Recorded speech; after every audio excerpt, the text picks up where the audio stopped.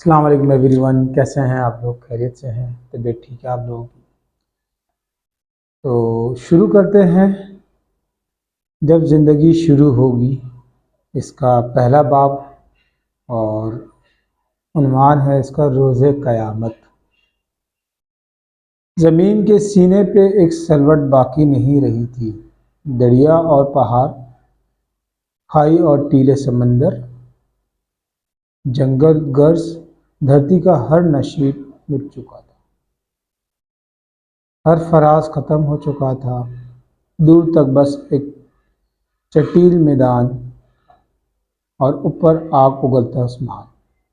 مگر آج آسمان کا رنگ نیلا نہ تھا، لال انگارا تھا۔ یہ لالی سورج کی دہتی آگ کی بجائے جہنم کے ان بھڑکتے شعلوں کا ایک اثر تھی جو کسی اژدھے کے مانند ہو، کسی اژدھے کی منہ کھلے وقفے سے آسمان کی طرف لپکتے اور سورج کو اپنی گرفت میں لینے کی کوشش کرتے۔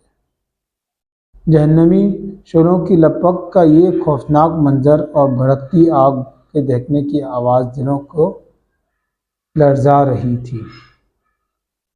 لرزتے ہوئے یہ دل مجرموں کے دل تھے، یہ غافلوں، متکبروں، ظالموں، قاتلوں اور سرکشوں کے دل تھے۔ یہ زمین کے فرعونوں اور جباروں کے دل تھے، یہ اپنے دور کے خداؤں اور زمانے کے ناخداؤں کے دل تھے۔ یہ دل ان لوگوں کے تھے جو گزری ہوئی دنیا میں ایسے جیے جیسے انہیں مرنا نہیں تھا، مگر جب مرے تو ایسے ہو گئے گویا کبھی دھرتی پہ بسے ہی نہ تھے۔ یہ خدا کی بادشاہی میں خدا کو نظر انداز کر کے جینے والوں کے دل تھے، یہ مخلوق خدا پر اپنی خدائی قائم کرنے والوں کے دل تھے، یہ انسان کے درد اور خدا کی یاد سے خالی دل تھے۔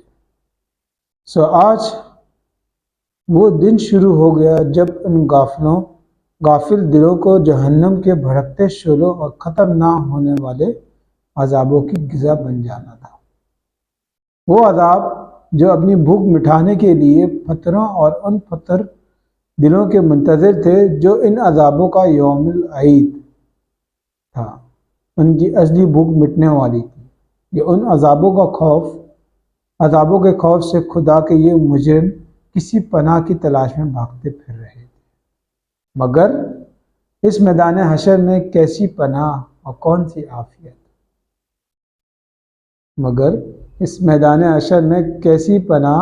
اور کون سی عافیت!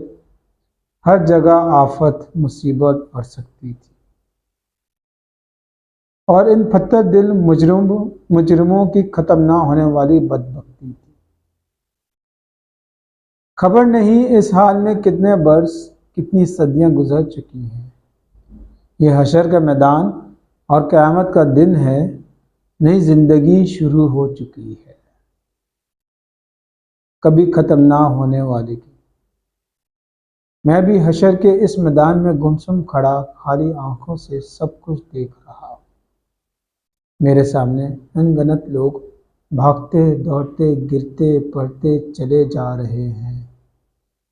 فضا میں شعلوں کے بھڑکنے کی آواز کے ساتھ لوگوں کے چیخنے، چلانے، رونے، پیٹنے، آہوزاری کی آوازیں گونج رہی ہیں۔ لوگ ایک دوسرے کو بھلا بھلا کہہ رہے ہیں، گالیاں دے رہے ہیں، لڑ جھگڑ رہے ہیں، الزام تراشی کر رہے ہیں، آپس میں گتم گتا ہے۔ کوئی سر پکڑے بیٹھا ہے، کوئی منہ پر خاک ڈال رہا ہے، کوئی چہرہ چھپا رہا ہے، کوئی شرمندگی اٹھا رہا ہے، کوئی پتھروں سے سر ٹکرا رہا ہے، کوئی سینہ کوبی کر رہا ہے، کوئی خود کو کوس رہا ہے، کوئی اپنے ماں باپ، بیوی بچوں، دوستوں اور لیڈروں کو اپنی اس تباہی کا ذمہ دار ٹھہرا کر ان پر برس رہا ہے۔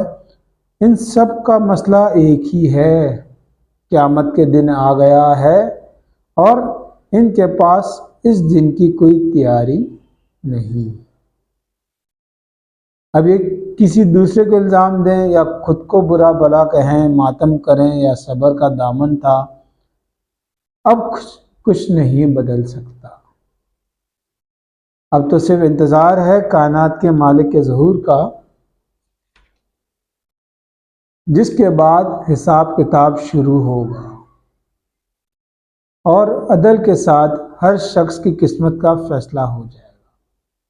یکا یک ایک آدمی میرے بالکل قریب چلا آیا۔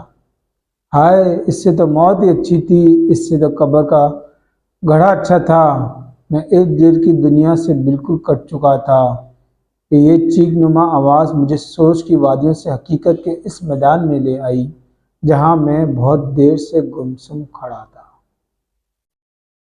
لمحہ بھر میں میرے ذہن میں ابتدا سے انتہا تک سب کچھ تازہ ہو گیا۔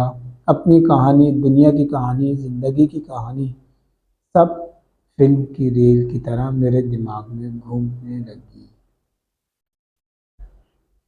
اس بھیانک دن کا آغاز میں اپنے گھر میں تھا۔ اس گھر کا محل وقوع خارجی دنیا کے کسی شخص کو سمجھایا نہیں جا سکتا۔ ایک ظاہر بھی نظر کے لیے یہ گھر قبر کا ایک تاریک گڑھا، مگر دراصل یہ آخرت کی دنیا کا پہلا دروازہ تھا۔ وہ دروازہ تھا جسے اندر سے نہیں کھولا جا سکتا،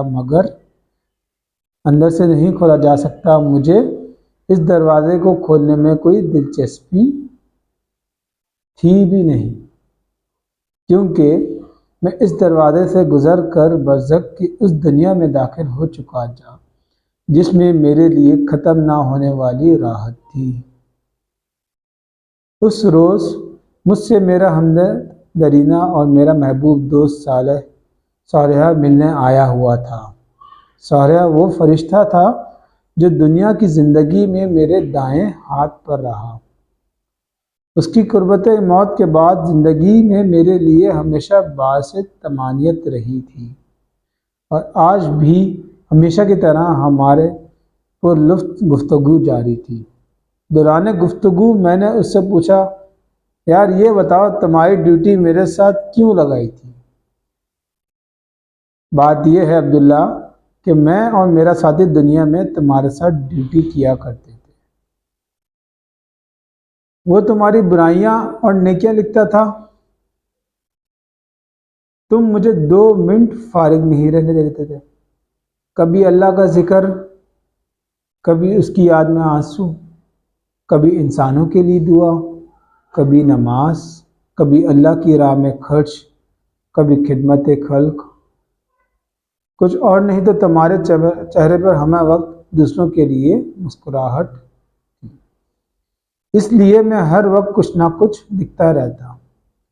تم نے مجھے تھکا کر مار ہی ڈالا تھا، لیکن ہم فرشتے تم انسانوں کی طرح تو ہوتے نہیں کہ برائی کا بدلہ برائی سے دے۔ اس لیے تمہاری اس برائی کے جواب میں دیکھ لو کہ میں تمہارے ساتھ ہوں اور تمہارا خیال رکھتا ہوں۔ صالح نے انتہائی سنجیدگی سے میری بات کا جواب دیا۔ میں نے اس کی بات کے جواب میں اسی سنجیدگی کے ساتھ کہا، تم سے زیادہ برائی میں نے الٹے ہاتھ والے کے ساتھ کی۔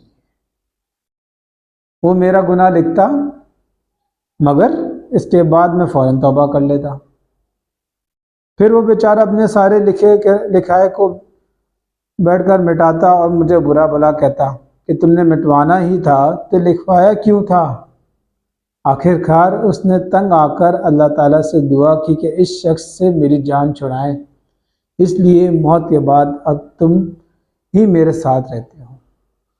یہ سن کر صالح ہنسنے لگا اور بولا، فکر نہ کرو، حساب کتاب کے وقت پھر آ جائیں گے۔ قانون کے تحت ہم دونوں مل کر ہی تمہیں اللہ تعالیٰ کے سامنے پیش کریں گے۔ یہ بات کہتے کہتے اس کے چہرے پر گہری سنجیدگی کے آثار نمودار ہو گئے۔ وہ بولتے بولتے چپ ہوا اور سر جھکا کر ایک گہری خاموشی میں ڈوب گیا۔ میں نے اس کا یہ انداز آج تک نہ دیکھا تھا۔ چند لمحوں بعد اس نے سر اٹھایا تو اس کے چہرے سے ہمیشہ رہنے والی شگفتگی اور مسکراہٹ رخصت ہو چکی، اور اس جگہ کی خوف و حزن کے ساتھ سائیوں نے لے لی تھی۔ مجھے دیکھ کر وہ مسکرانے کی ناکام کوشش کرتے ہوئے بولا، عبداللہ اسرافیل کو حکم مل چکا ہے، خدا کا وعدہ پورا ہونے کا وقت آ گیا ہے۔ اہل زمین کی مہلت ختم ہو گئی ہے، تم کچھ عرصے مزید برزخ کے اس پردے میں خدا کی رحمتوں کے سائے میں رہو گے، مگر اب میں رخصت ہو رہا ہوں۔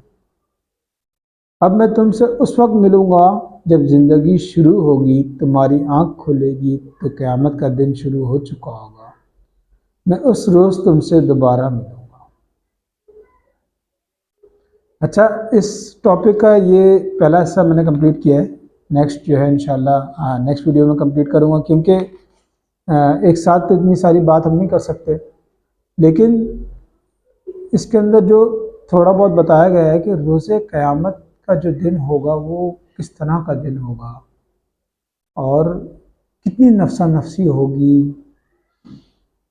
کچھ لوگ کہہ رہے ہوں گے، مطلب ہم بیانات میں بھی سنتے ہیں کہ انسان خواہش کر رہا ہوگا کاش میں تنکا ہوتا، کاش میں کسی جانور کی غذا ہوتا، مطلب انسان ایسی خواہشات کر رہا ہوگا کہ ہم بتا نہیں سکتے۔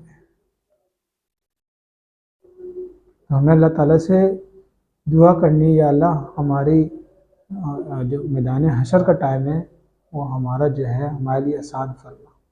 اس کو ہم کنٹینیو کریں گے انشاءاللہ، ٹھیک ہے۔ آج تک کے لیے اتنا ہی ہے، انشاءاللہ نیکسٹ ویڈیو میں پھر ملاقات ہوگی، تب تک کے لیے اللہ حافظ، السلام علیکم۔